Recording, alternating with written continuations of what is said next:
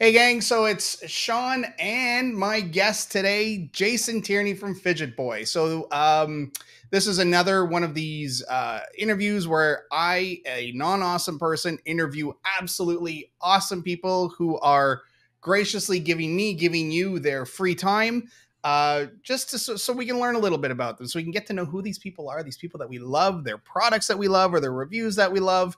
But it's not enough to just love them. It's better to meet them so we get to know them. So we're going to just jump right into it. Jason, Fidget Boy. I have so many questions, dude. I have so many questions, and I have so much love for Fidget Boy sliders. I And appreciate it. I've reviewed them, obviously, when I first got them, and you were gracious enough to send me some review. I instantly fell in love with them, which is saying a lot because I was not a 3D print fan. I had just sort of a bad experience early on with cheaper ones, and I ended up giving them to my kids. I was like, "Here, you can have this." Even they were like they just didn't like them.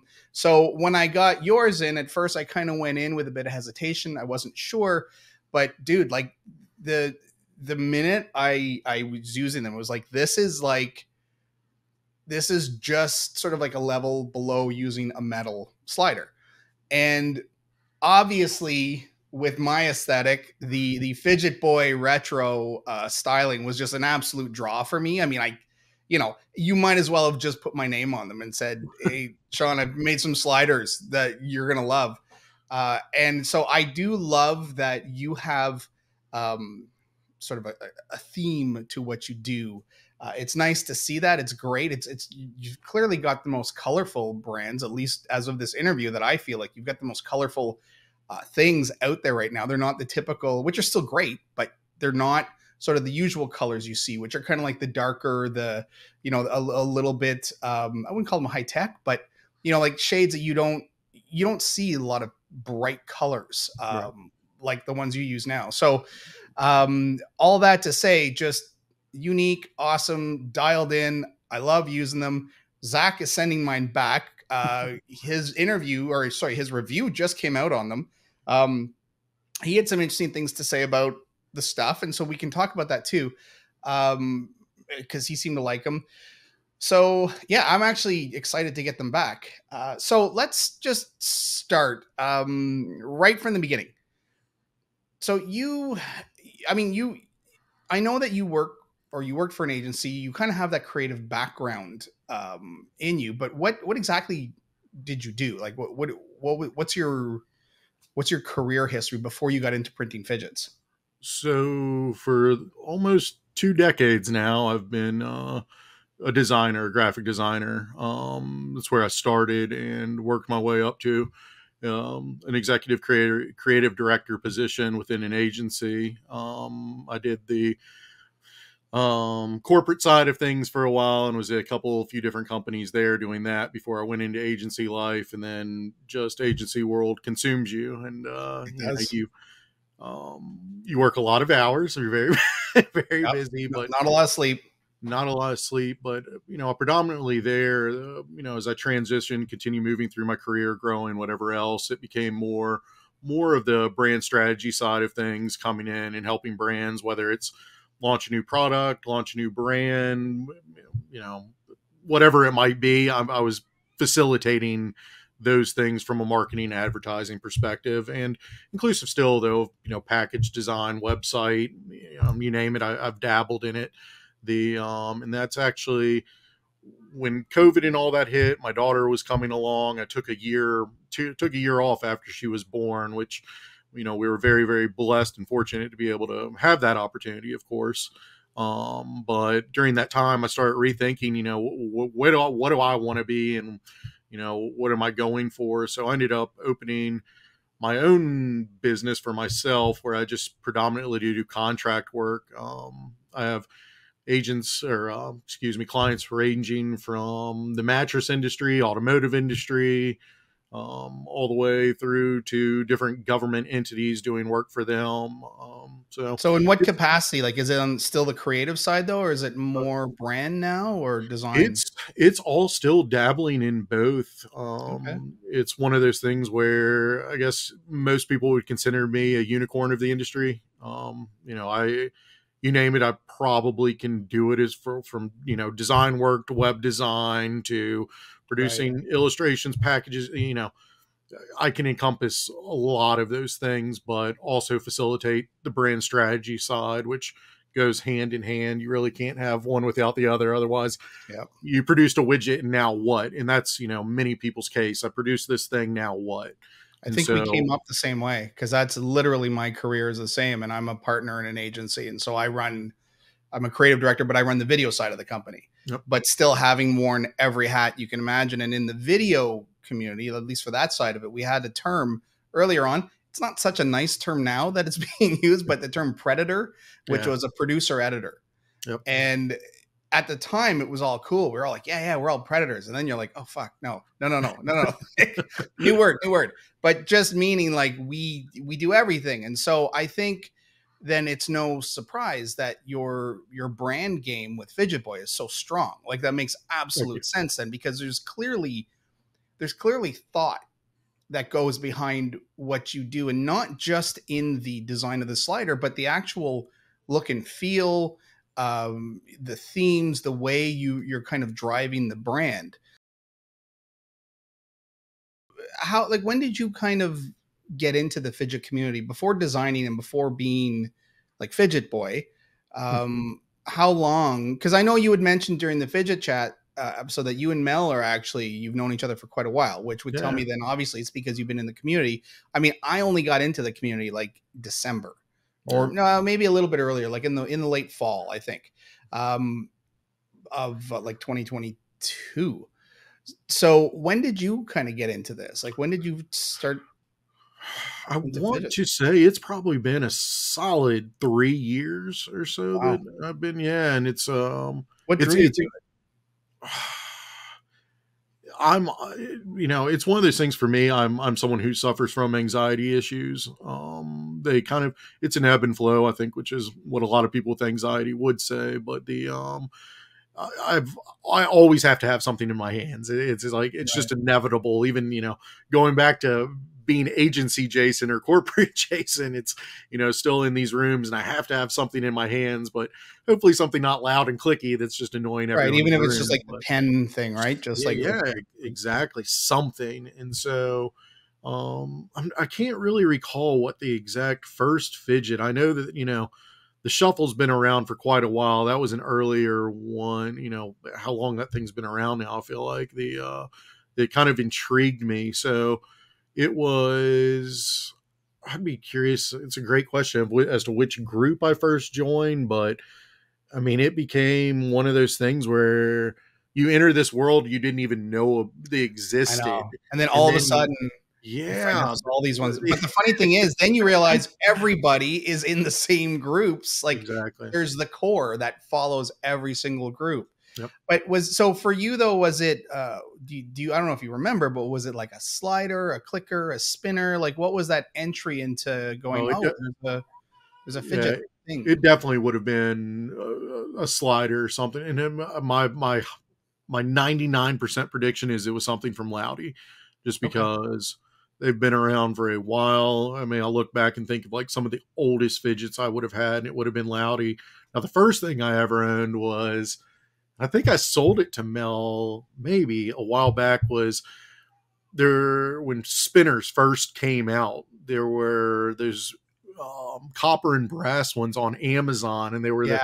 three little. So yeah, that Yep. and like, And then and the I huge held, plastic thing started. yeah, Yeah. I like held on to that thing for years and years, and remember showing her Kyle one of those. You know, I'm like someone one of those days of just like, and they were like, "Man, I have to have that from you." But it was definitely something along the lines of a slider clicker sort of deal. You know, I'm more into spinners. They're kind of an ebb and flow for me, but the sliders, clickers, like something with that haptic feedback is, you know, more my ball game and what I'm Right. into.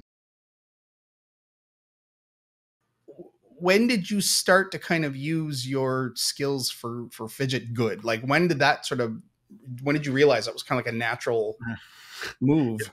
It honestly, it's kind of funny. I bought just a was that an Ender 5 or Ender 3, a very small little Ender printer that I just, you know, again, this COVID time, downtime, it was one of Yeah, those where I just started kind of wanting to make random little things, and especially little toys for my daughter. She just gets, super, super excited whenever sure. I make something for her, which those requests have not dialed down at all. If nothing, they're, more than ever. But I started making, messing around with it, and then being so involved in the fidget community for such a long time, it was hard not to start exploring. So started making a couple things, and of course start sharing with it with different people in Facebook community. And then it just kind of became hey, have you thought about making this into a real company, making it into an entity and getting out there? And so, I know Mel, for example, she shared the green ones, and it's so funny when I still see those of just like, man, the progression and Yeah, how far it's come even just in these few months. Cause I want to say that I think I started my Etsy shop maybe 4 months ago, 3, 4 months ago. And then I don't know, we're close to probably a year now where it was just me making random, you know, fidgets, and then different people in the community asking if they could purchase one. And that's how I was originally doing it. But then, it picks up.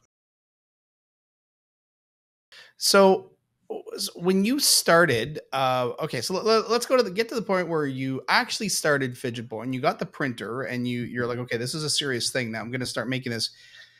Do you have any idea, or do you even have them lying around, of like all the failed, or would you have called them failed? Like there's a term that Magnus uses that I love, which is fail fast, Mm-hmm. which for him was like, you design it right away, you just test it. If it doesn't work, you move on to the next, but you don't waste time. You just you try. So you fail fast, you make it, you just, what was your process when kind of trying these things out, like just sort of iterations until you finally got to a product you were happy with? I'm literally in that same boat of fail fast, Yeah. and I think that's also a very regular creative mentality. Once you understand that Yep. within the creative, whatever your career is in a creative side, is that, failure is our greatest strength.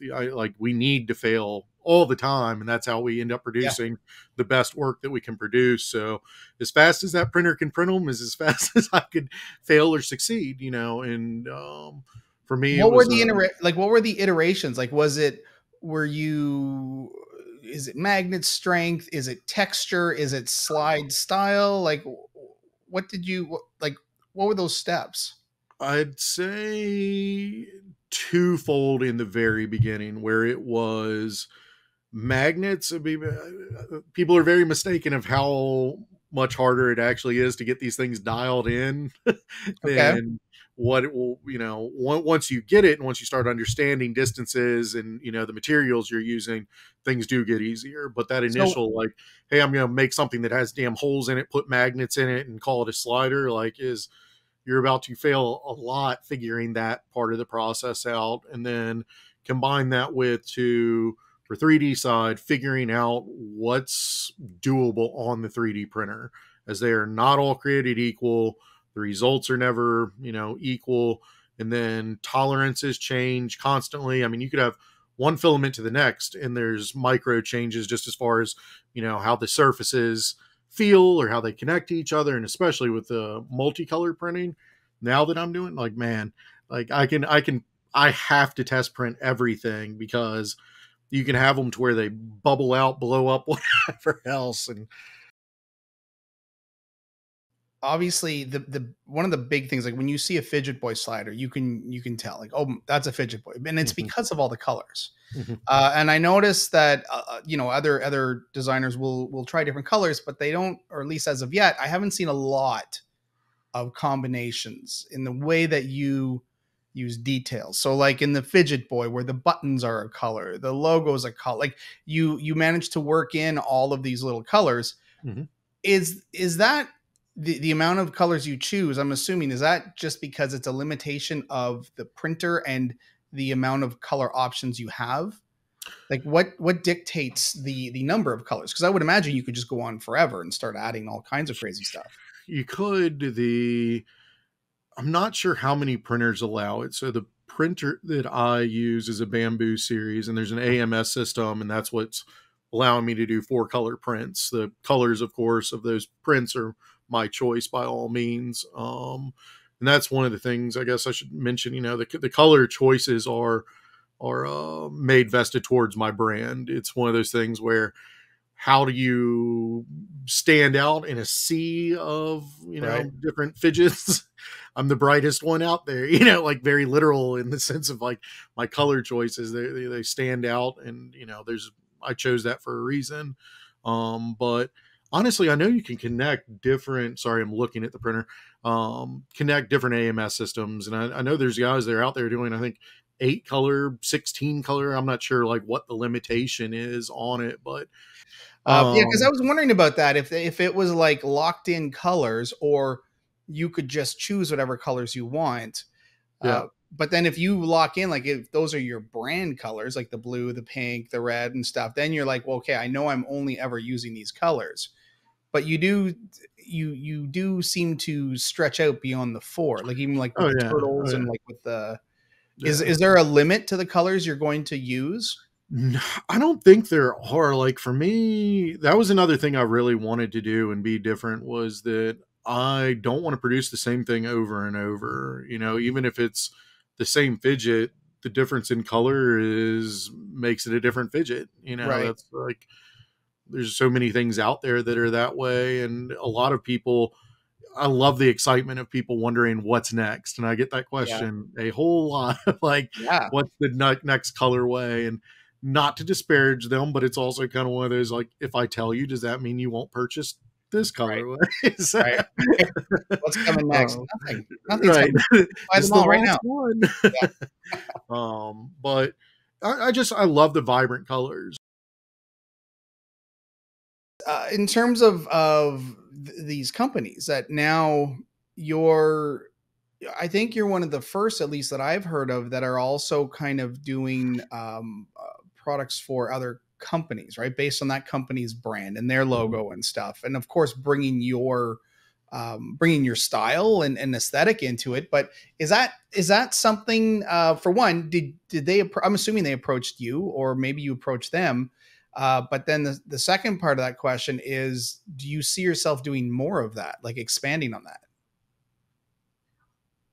Oh, I absolutely want to do more of that, and like, I am going to be broaching trying to continue and expanding on that segment. I just think that there's a lot of opportunity there for exposure for me. Also, the sales are great doing it that way. One of the big areas I'm very interested in is trying to get in more trade show opportunities for some of these different brands that I personally work with. I just think that, you've been in the industry, you see all the swag. It's all Yeah, of it's course. like almost always the same flashlight or this or that. Oh, So it's terrible. Yeah, yeah, like so I think it's like it's a cool opportunity to be able to get something that's original, and something they can hang their hat on, that's a good product, but also like, hey, we work with this guy and this was produced for us by him. Like, instead of it just being, we ordered 100 units of this flashlight. right. Well, and especially because like a show like that, having people walking around clicking the same thing over and over again, it gets a lot of other people to go like, "What the hell is that? Like, what are you Yeah. playing with?" Or like and that's the thing too with these swag bags, right? The biggest thing is, oh, my kid would love that. Can Yep. I get an extra bag? Can I bring it home for my kid? Yep. So Now, one of the things, to answer your question, sorry to interrupt, was no, no, I feel like I owe the man the plug, is absolutely. Steven Stewart of Gecko Customs. He Okay. was the first one who broached this topic with me, first one to, order them from me. And he's had a lot of success with them. It's something that he saw that opportunity as well, from just a marketing side of, hey, this is something awesome that I can add to my lineup that, is a cool thing that people might want, and turns out they do, and continue to want more. So So the he just sells the gecko ones off of his site then, and yes, you he you does. just produce them for him. I just produced them for him, and I'll be doing another run for him soon. He's has his own knife that he's going to be releasing, a knife that he designed and is going to be releasing. Another person's producing it, but Yeah, so we're going to look at that opportunity as well, but he's a super good guy. That's cool. So have other companies when I'm not sure, we're always within our own little bubble, right? In these universes, like we always think if we think that the message always goes beyond the bubble, when in a lot of cases it doesn't. However, have you found that has your message kind of gone outside of our bubble? Like, has anybody else approached you for custom work like that?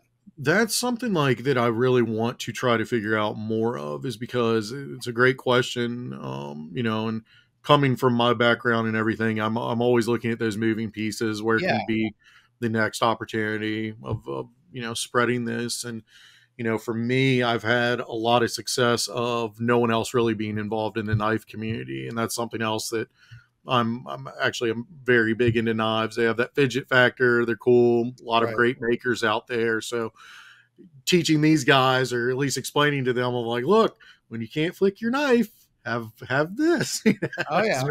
Yeah. So getting that community slowly to kind of look at it and being like, man, you're right. Like when I was at this place, I couldn't, but my FidgetBoy product, I'm able to take anywhere with me. Have you run into, because I know some other designers have run into issues on Etsy with magnetic toys and things where they've had to pull down their products, and I don't know if that's just due to the magnets or if it's due to the size of the toy, that it's perceived as a danger to a child or something. But have you had any experience with that on Etsy? With Etsy I kind of? I haven't, and I know one individual. I think we're thinking of the same person. Yeah, That went through that, and I've never asked him about what ended that was up. Anthony, right? Yeah, how was Yeah, the Anthony Gladys. workaround? We can talk about Anthony. Okay. We're all friends here. So Yeah. yeah, I never know if like it's, hey, is that cool to mention? I mentioned him before in the absolutely. previous video, but it was all in a good light. I didn't want this to be Yeah, like, hey, that's yeah, negative. Don't bring absolutely. up my damn magnet thing on Etsy. No, and I think it's worth it, because I remember when I was talking to him about it and he was shocked and I couldn't believe it either. And he's like, well, why is Sure. my stuff getting pulled? But other things that are exactly the same or close to the same aren't getting pulled. Yeah. So that's why now when I talk to makers who have Etsy shops, I'm always kind of wondering, like, have you dealt with that? But Oh, I'm always it's always a part of the back of my mind, is like, this thing ever going to come up for me, of just the magnet? But it's like, you could argue until you're, out of breath with a right, company about like, hey, why me and this and that. It doesn't matter. I mean, they can it's just who they pick. you're one person. They don't care, Yeah, Etsy's not going to be it's like, oh, like, we're losing sleep that you left. Like, well, and it's like on Facebook, right? When someone makes a comment and one person's comment may get flagged by the algorithm, by Facebook itself, and then they're like, why did my comment get flagged, or why did my sale post get pulled and it's like a random thing. So now, sometimes you can't control who it part of me picks on. does wonder, though, of, you never know who or their kid did something, and then they might have sent in a report on him, Right. like, Yeah. but I I'm guess you gotta be careful. of that mindset. Like, why did you let your little kid have this unmanaged? And it's got Yeah. magnets in it, man. Like, can they swallow it? You shouldn't be giving them anything they can swallow. Yeah, and then with So it's like, magnets, there was a but there was a huge thing back when our kids were like, well, when our son, like 17, 16 years ago, and there was a toy. There were these little sticks that stuck together magnetically, and they were it was a huge thing for a long time, because you could take them and you could kind of build like Tinker Toys, and so you could build structures with them. And then kids started swallowing them, and then the magnets would stick together in their stomachs because they would swallow more than one, and then they'd have to, like, literally they'd have to get operated on. So right. there was that thing for a while, but I mean, your stuff is pretty big. Anthony's stuff is pretty big. Like, these aren't little tiny things. These aren't like the size of like Smarties that kids are going to pop in their mouth. Right. So yeah, it's, who knows? But I mean, it's good that you haven't at least been hit by Knock that. on Yeah. wood, never happens. Yeah. Let's talk about your theme. And Okay. of course, very, very close to my heart is the retro theme. And I know that you and I have talked before, and I'm like, dude, and I'm sure like everybody else, I'm like, dude, what about this? Like, dude, this would be cool. What about that? Because everybody's got ideas, right, that they want. Yeah. But I love that you hit the retro theme, and you seem to kind of continue on it. I mean, and also there's so much out there that's retro. Having said that, I guess, and you and I have had these kind of talks before, that's also when something's super retro, do you alienate part of your market that's too young to even know that it's retro, that they just don't understand the reference and they just think it's weird? So the first part is just the love of retro. How did you land on that to fuel your designs, and how much fuel is still left in the tank for future designs? Please tell me there's more. Oh man, that's a great question of how I landed on it. I think the Game Boy, it just like it, the Game Boy thing. Yeah, I shouldn't even say Game Boy. The Fidget Boy thing. Fidget Boy, yeah. Well, I edit that part right out. Yeah. The Fidget Boy, it was landed on just because I felt like ergonomically, it was just such a good shape to translate into a slider that I was just like, man, like this is going to be the first thing. I'm going to call myself Fidget Boy and call this the Fidget Boy. And I have a lot of 80s figures in my room, like from Ninja Turtles to Krangs to just, I think that there's a lot of people that just, you kind of hang on to your era, like, or you buy it back when you, or buy it back. Yeah, that's a great point. So that was honestly, it kicked off from that, and then it just kind of was like, hey, like, what if I just continue this as a theme for the brand of, I just, focus a lot more interest towards 80s things, because being completely honest, I don't understand. I feel like I'm getting old saying this.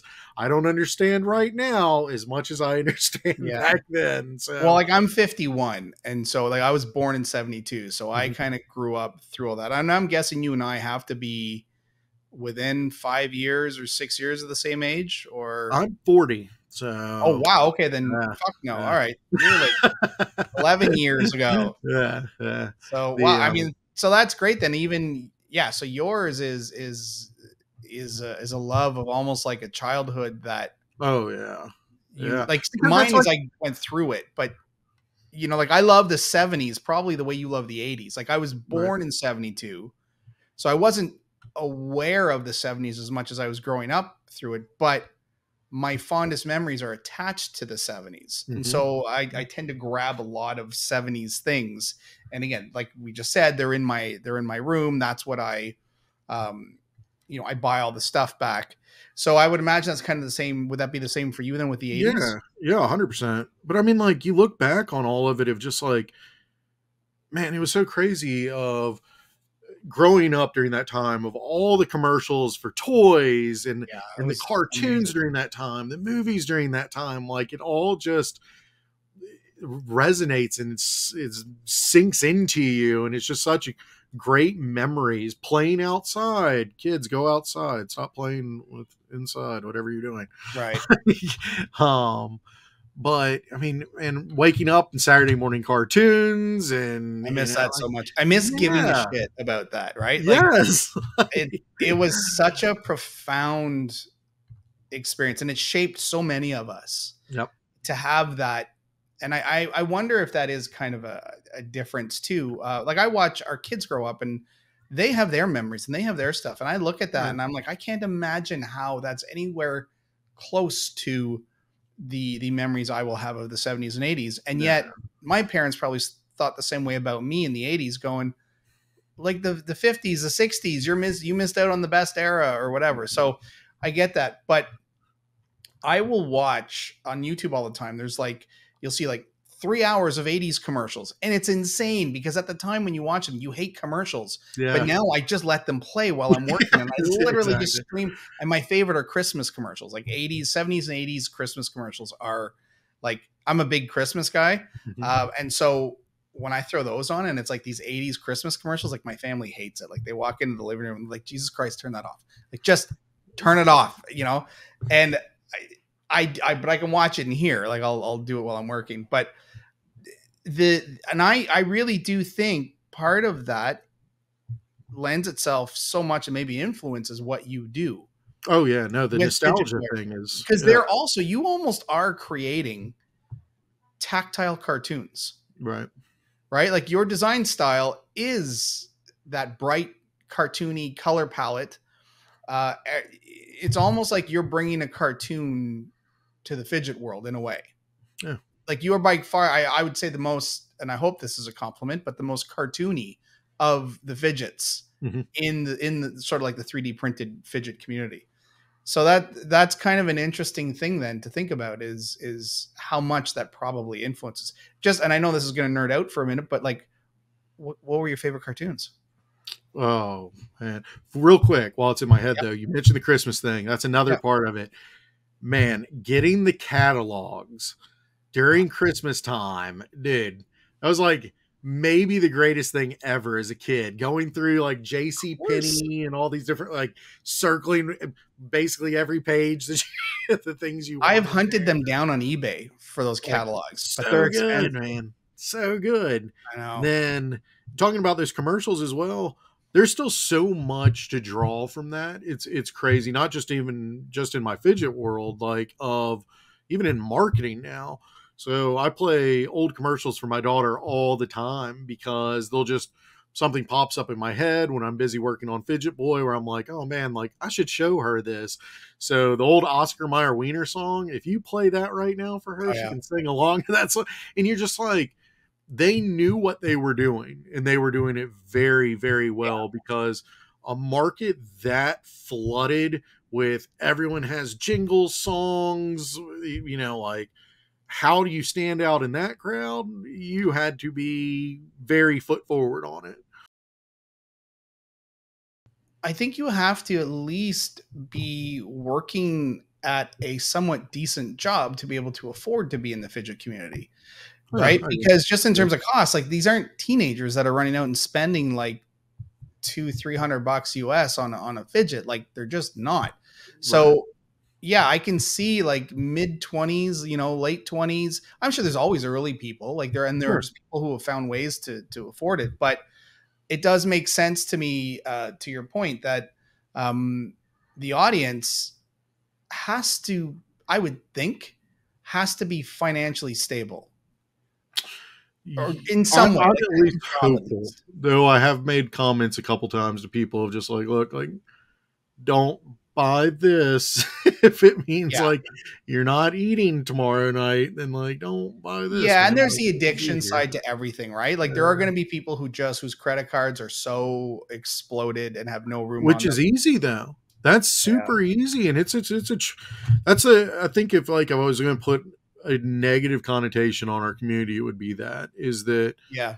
I'm more concerned about if you have a super addictive personality, which I think many of us in the fidget community do, of like it's easy to get trapped and sucked in of I have to have the next thing. Like it's extraordinarily easy in this community to have that mentality because it's exciting getting new things, but it's also very exciting to be able to post, new fidget day, new knife day, and show Yeah. Yeah. off what you just got. And hey, I just have X amount of people like, comment, and whatever else, especially when you're not someone that's super social, anyways, to suddenly have, this Like ability to have, yeah, 300 people liking what you've posted or exactly. envious over what you've posted. Exactly. And then, we want to talk about kids these days of like, well, why would they do that stupid thing and blah, blah, blah for views? Well, why did you buy that thing?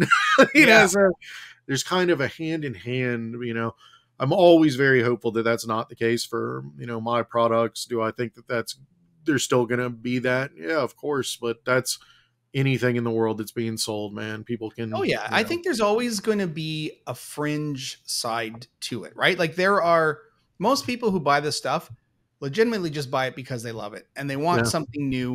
yeah. I'm very much a new and shiny Oh, person, yeah. right? Like I love new and shiny things.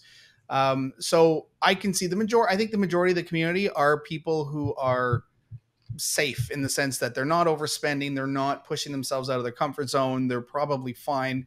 But to your point, I do kind of worry about. I mean, worry, like not worry, but I kind of like look at it and you're like, oh, dude, you want to talk to them when they say, oh, I don't know if I can afford this one or I'm saving up because this is Yeah. coming out. And you're like, well, I mean, I wish you well. I hope you're okay with it because I can understand how addictive this world can be, right? Because so many cool things come out, and then so many materials. I Yeah. get sucked into Zerk a lot. Like, I love the idea of Zerk. Like it, but it's so much more expensive. Um, and at this point, at this age, you kind of learn a bit more. Like, okay, well, like, I don't need everything. I don't need something that when it comes out. I'll wait secondhand for a lot of it. And as someone who reviews, like, we do rely absolutely on people like you, right, who are kind enough to say, well, here, have this to review, and it's out of your pocket. Like, that's the thing too, that I think it's important that reviewers and other people out there need to understand, is that anytime somebody asks you for something, that's money you don't have anymore. And so unless that ask generates twice the sale, right, at least, like, you're taking a big risk, and any creator's taking a risk sending reviewers product. Right. And so it is this, you do have to make sure that it's a symbiotic relationship where you're getting something out of something that you can track, something that maybe that there are metrics, and so it's one of those things where we as reviewers, like, we can't afford to be buying everything all the time, because you would go broke as a reviewer. I've talked to Osman, like Daily Dose of Fidgets. I talk to him all the time, and I'm like, dude, I have no idea how you do a daily video. Like, it's like, it's in his name. And I'm like, dude, like, you named yourself Daily, which means you have to do this every single day. And he's like, I know. He said, but I sell a lot of them. And he's smart too. Like, he'll get one in, he'll review it, like, he'll unbox it. And then, like, weeks later, he'll be like, okay, here are my thoughts. So he gets extra mileage out of these things. Right. And I have sponsors that, like, like GEEONE will send stuff, or Big White will send stuff. But then, like, when it comes to people like you who send stuff, like, I mean, I think I can safely speak for any reviewer that we absolutely love and appreciate when you do it, because without that, we wouldn't have a lot to talk about. Like, YouTube is. Oh, you're not interested in just my life? No. That's one thing I was going to mention, though, is that's the other side of it, though. I mean, you mentioned having to buy things. Anyone coming into this, you can lose your ass on this, man. Like making? No, buying fidgets and losing money on fidgets on resale. Oh, yeah. That's that other side of it. So, I at least, that's one of the things I love about the 3D, is I feel like I'm providing an excellent product, but at a cost where it's like, absolutely not at a danger level for you. Yeah. And I'd never bash those big guys. I own any of them you can name. I own them, right. So it's like, look, I'm not here to discourage anyone from going out and buying one. But on the bright side, if you suddenly, you bought something, call it $300-400, and you try to sell it on the market, if the market's bad like it is right now, you're going to lose a lot of money right now. And there's an ebb and flow, like sometimes the market's great. You can, I've never been one that buys to profit ever. But there's plenty of that out there as well. Yeah. So. And I think in a lot of cases, to your point, you have to be careful. Like, if I'm buying something secondhand, I'm in most cases buying it for the channel, right? I'm going to buy it so I can review it, so I have content. But I also have to make sure that when I buy it, it's in perfect condition, so that I can sell it again if I want to, right? Yeah. And that's the thing that, and it's funny. I feel like those are the resells, like the 3D printed ones. I feel like those are the keepers. Like, those are the ones you keep, you have them forever, and they're fun. But then the other ones, like, if you're lucky, you can get what you paid for. If you're really lucky, they don't make them anymore. And so then now you've got a premium. Maybe you can get 2 fidgets for the one.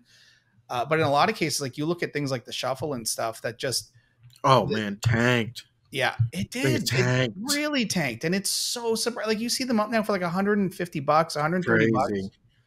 When I first got into them back in the fall, they were up to like 300. Yeah, but I had bought that. Urban EDC released that, their exclusive one. That was the last one I had purchased. And I ended up, it just wasn't for me, turned around and resold it. But man, like, those things now, when they list, you're just like, what? Yeah. People are losing money. And it's honestly, and it's the time to try one, like, I've always wondered about them. So I can see myself someday maybe getting like a triple or something, like the Ace what is it, like ace, king, queen or whatever, but Yeah. not now. Like I'm going to wait until, until I can afford one, and like until they sort of become cheap enough. Yeah. And I think that's more of the benefit. Like, so what's so good about the trade side when you can get people to trade, is that. Trades are great. The problem we have, Zach mentioned it. Zach Butcher from Fidget Nerd mentioned it. It's funny. So just for transparency, I think you and I both watched Zach's review of your stuff before for this video, and I was just talking to Zach because Zach was like, "I got hey, things to say." What's that?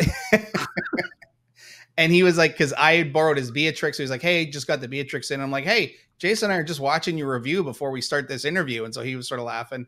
But he mentions in the video that like it's really expensive to send stuff, especially to trade, even like across the border. Yeah. Oh, like yeah. it is crazy. And that's why like he and I have tried to do it, and we try to do it with some other just Canadians, because at least then we can kind of like, I think like for us it's like $20 or something, or flat rate, or $25, but that's Canadian, right? And then it's one way, and then you try to set up, so if I'm sending him something, he's sending me stuff, and we kind of go back and forth. So then for $50 at least you've had a chance to look at some fidgets and you can do a couple of reviews. But to do it from Canada to the US when you're dealing with customs, and you're like, and especially because it's a return, right? Like it comes here and that has to go back. So you're looking at like, whatever it is, like $50 or $60 US, plus that there are custom fees if you want to insure it, if you all that stuff. Right. So it just gets so challenging. That's what's wild, man. When people, for me, and I'm not saying this because, hey, order more product, but I mean, yeah, order more product. Yeah, of course. But on Etsy, the guys who order international and order one fidget, that's wild to me. Like, because the shipping, like order multiple, get it out of the way. You're gonna enjoy it. Like, I feel confident about my product. The reviews are, let's call them all good thus far. So it's like, buy more than one, because that is crazy what you're paying on shipping. I know. Like the shipping. If you don't like it, give it to a friend. Someone will like what I'm making. Buy more than one. Yeah, or go in on it with someone else. Yeah, I mean, because someone else to on regularly sending things internationally, which I'm now sending things all over the world, craziest places, and it averages around $20. Basically, anywhere in the world I'm shipping it to is around a $20 mark, and that's just nuts. Of like, most of my products now are at $28. Like, you're spending almost the cost of what it like, it's just it's so nuts to me. But I don't think it's going to get any better. What are there plans moving forward for FidgetBoy? Like, are there things that short-term goals where you're like, well, I know I can make this, so I'm going to make these things next. But then also, are there long-term goals where you're like, someday I really want to figure out how to do this thing? I don't quite know yet, but I feel like I can get there. Okay. So two parts. The first one is, I always want to just continue improving. Like, I mean, that's even some of my designs, I just see, not necessarily flaws, but ways to improve something. It's not always a flaw that something needs improvement, because I think nothing is ever perfect, of course. But one of the things mentioned in said review, Zach's review about plates. Let's talk about plates. But that's exactly like what's hard about these sort of situations too, and like, no bashing you or him, is because you have models that are now a few months old for me, so the which is something else is always kind of a struggle, is like, I get that someone just bought this thing, and I like, here he comes, great, he releases this new one that's supposed to be better, and this is the reason. But it's like, but that's going to be a constant with what I'm doing. Like, I'm never not looking for improving even the things I did before that either A, I really like a lot, and or B, that I get a whole lot of, when's this dropping again? Which, there's certain things I get that a lot of, where is this? As soon as I sell out, where is it? And that's so anyways, almost all of my designs now I have done Yeah, the textured some plates. sort of textured bottom to Yeah. them. And most of them are this exact same sort of, you know, the rounded circle with FidgetBoy in the center. And it's just, for me, it works well. The distance that I have my magnets and everything, they Have work you well. noticed? So you obviously you designed the plates because you felt like Mhm. it probably needed to move forward Mhm. in terms of sort of new design. So do you find a big difference between the old plates, like the flat plates, and then that textured plate? I do like I think that having that, I'm hopeful I'm not talking myself into it. I think it's more about the longevity side of things. Okay. Is that because of people, and that's the point of the damn product is, to use it, but over time, up and down, up and down, up and down, friction on any surface of anything in the world is going to end up degrading that thing. So it ends up becoming, once they get to that point where they are just slick, it's going to start sticking. I mean, that's just Right. inevitable. You're pushing two pieces of plastic. I mean, hell, you put two pieces of metal together and keep, like, they're going to end up having that same thing where, it ends up sticking. And so I know that a while back on, like he had mentioned it, on the original dial-up boy. Boop. Yeah, those little dots. So yeah, so I had done the same thing on this product and the Boom Boy, and those are the first two that I ever changed the bottom of the plate for to start testing. And I noticed that I ended up feeling like there was a greater result of being able Less to friction. slide them easier. But with that came, I needed to adjust my magnets again. Like, Right, there's right, right. always a give and take of anything I change. If I even, you know, everything for me is measurements in millimeters for everything I'm doing here. So even changing something by very slight 0.25 millimeters can be a, man, these magnets are stuck together and or we're smooth sailing. I mean, it's crazy how little these tiny little things can Wow. dial things in. But that's a lot of times for me when I'm printing for testing is I'm printing, the same thing, multiple variations of that thing. So it's like, Oh, okay, so you yeah, print like 5 tests with variations all heck at once. So you're yeah, like, "Well, this one's bad, this one's, like, way loose, and then what are these other ones like?" yes, Wow. yes. So How like, much does it have you looked at a unit cost for even just printing your tests out? oh, I have. Yeah, and It you was, must get, like so my wife is like, she's a former CPA, so her whole world now, she's director of finance.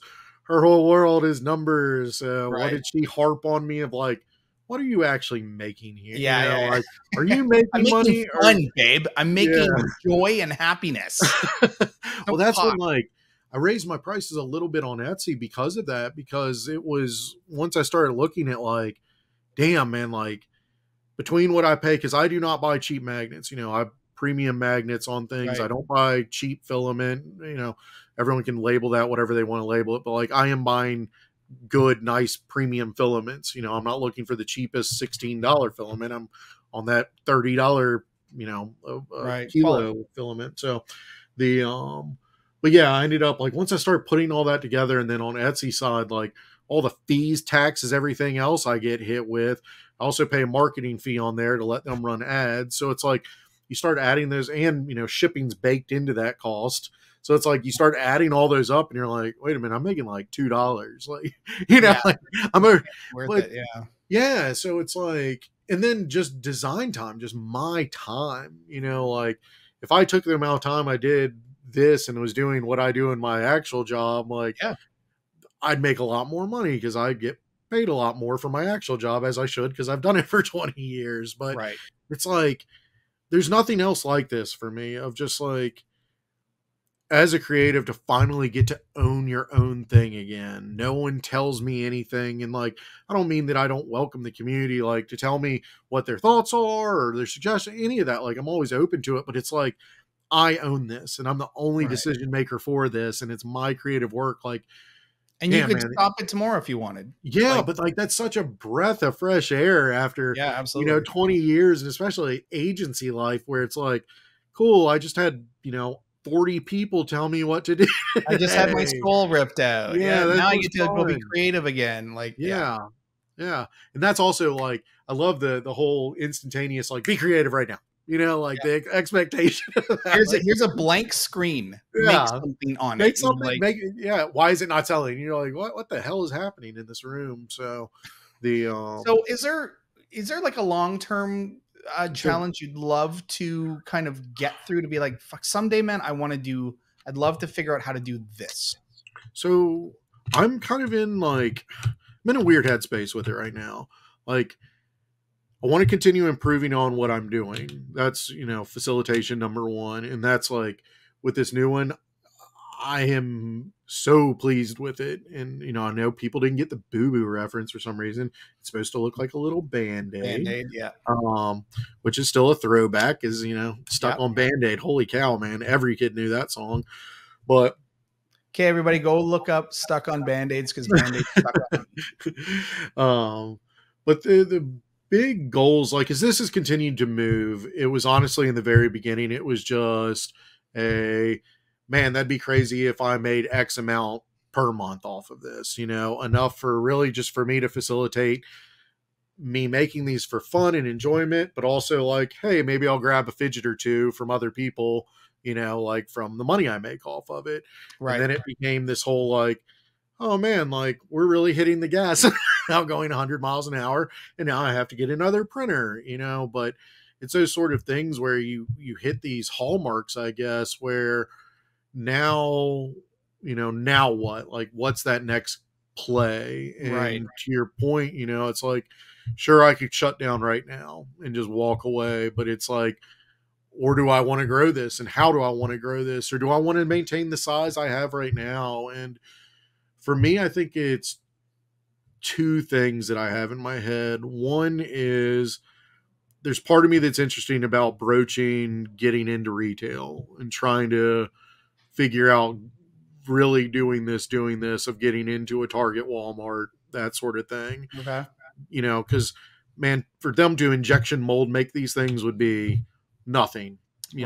Pennies on a dollar to make 100 of them at one time. To be very honest about what it would cost them to make them. But that would be such a cool thing because, again, going back to what I've done in my career, man, like I've seen my stuff everywhere. I've worked for Fortune 500 companies. Hell, I've worked for Fortune 100 companies, and like the, I've seen it. Like I see billboards, I've seen ads, I've seen television commercials, whatever. My work's out there, but this is mine. Like and so that goal of like, what's the big cool thing that would be monumental for me would be that's the top dog. Like, man, in terms of, so if that's though, that's like, I guess if that was more like a destination in terms of where you see the company, what about the products itself? Like, do you kind of look at like someday, do you want to get into mechanical? Do you want to get into things with springs? Do you want to get it? Like, are there those kind of functions that you would like to sort of figure out? Or are you like comfortable and happy with magnets and sort of the slide click kind of haptic?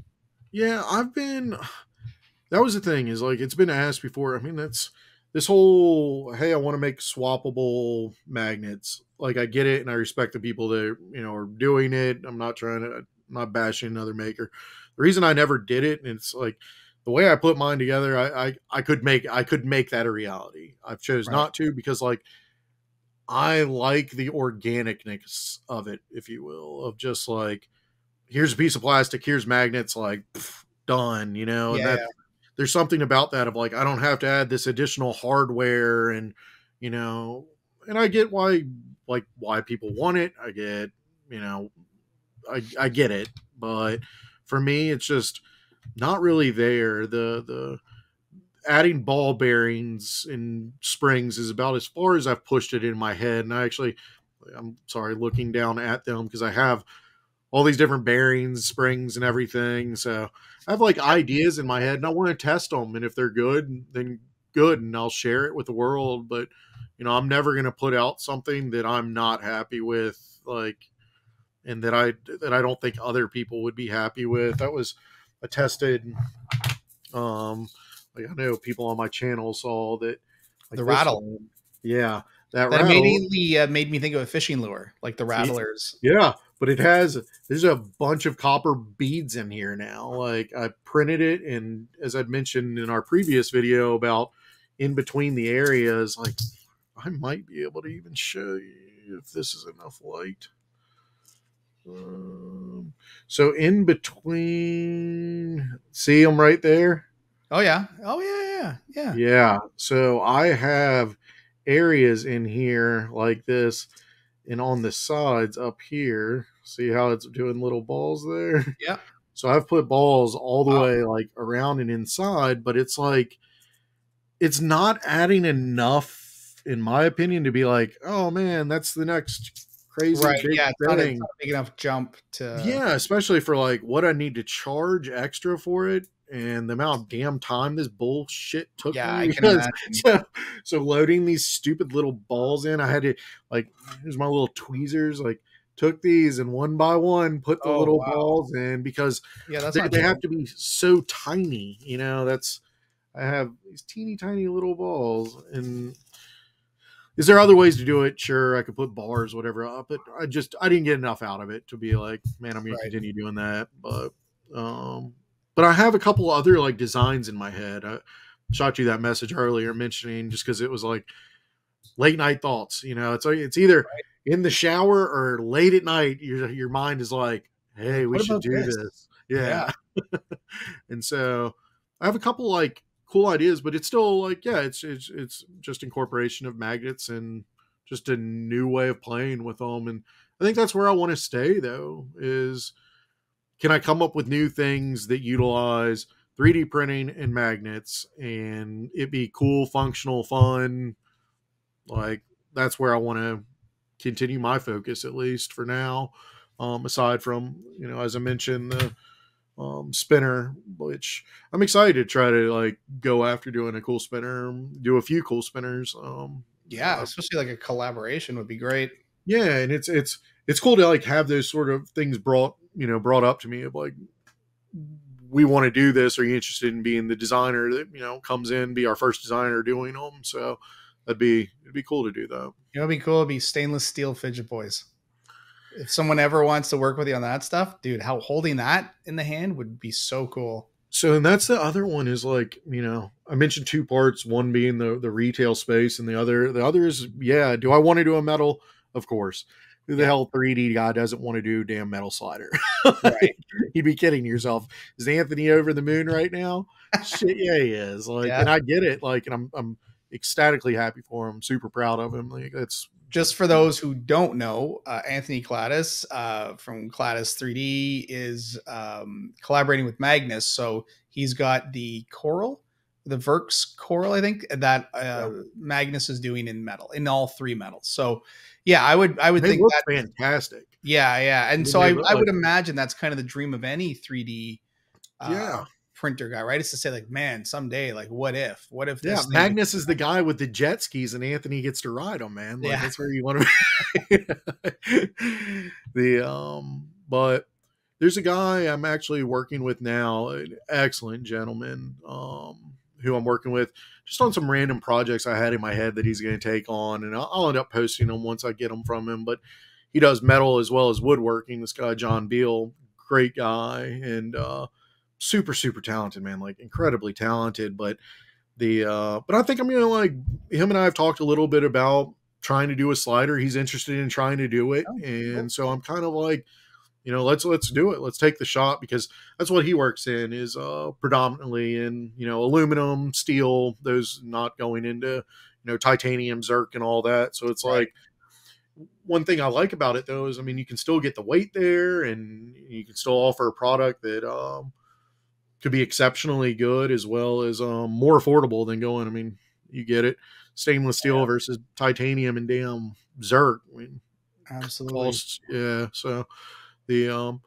Well, we'll see what him and I come up with because I he's one of those guys like just like me where it's like you're a maker, you're just doing your thing, and is there something cool that we could connect and do something together? And I'm all for excuse me, I'm all for those sort of opportunities.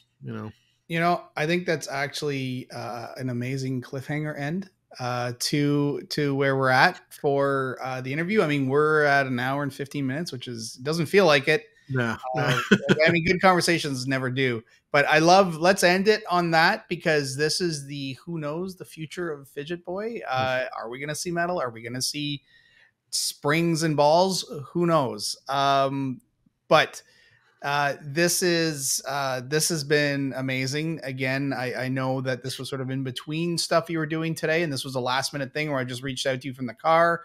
My wife and I were coming back from the mall, and I was like, dude, you think you could do it in like half an hour? And so you did, and so that's been amazing. So I just wanted to thank you, and wish nothing but the best for FidgetBoy. And I'm sure you don't even need that, because it doesn't sound like anything's slowing down. And maybe your singing career man, it's so good. Sean, thank you so much, buddy, for extending the ask and getting me on here. I really do appreciate it, bud. Absolutely. And hopefully let's sort of pick a date and we'll do it again. Like, let's see where we are 6 months from now. That sounds perfect. All right. Okay. Thanks a lot, Jason. And see you online. Sounds good. All right. Thanks for watching, gang.